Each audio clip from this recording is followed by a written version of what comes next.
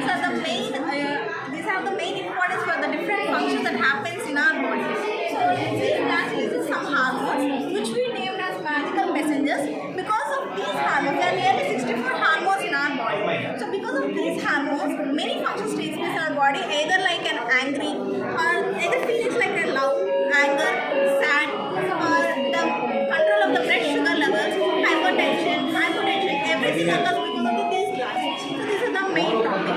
This is the pituitary gland that is present at the base of the brain that releases many hormones and it influences various other glands to produce various functions. So the main function of the pituitary gland is the growth.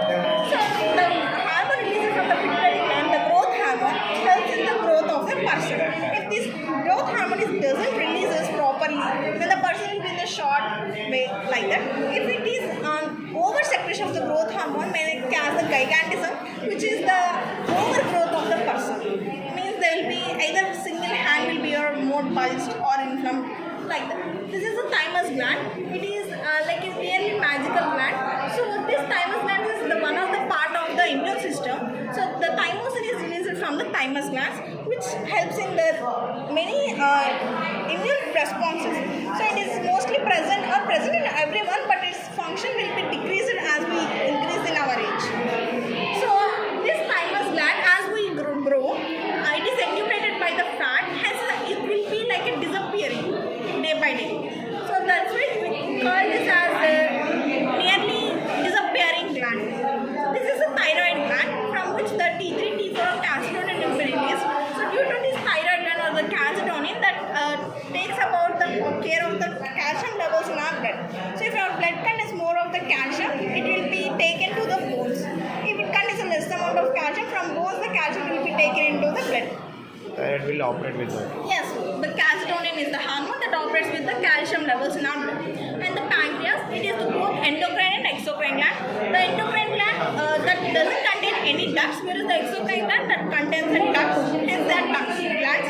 And the endocrine glands are ductless glands. So this pancreas, there are the islets found on this pancreas. These are known as islets of Langerhans, and they consist of alpha, beta, and delta cells. The alpha cells release the glycogen, and the beta cells release the insulin. So insulin releases from the pancreas, the delta cells are blood and works on the cell, so that the glucose in our bodies enter into the cells. So by the entry of this glucose into the cells, this glucose is converted into ATP, which is the form of energy that gives us energy. If this insulin is not released from the pancreas, so what happens, the glucose will not enter into the cell, it remains in the bloodstream itself, and it causes the increase in the glucose levels, which we call as diabetes or commonly sugar. So this diabetes is because of the insulin levels in our body. So this is the adrenal gland which is present on the kidney. So this adrenal gland consists of adrenal medulla and adrenal cortex. From the adrenal medulla, some catecholamines are released that are nothing but the epinephrine and norepinephrine. Due to the release of this epinephrine and norepinephrine, the stress system will be activated in our body, and even the anger or the sad or this stress system or the function of the blood pressure is activated because of this epinephrine.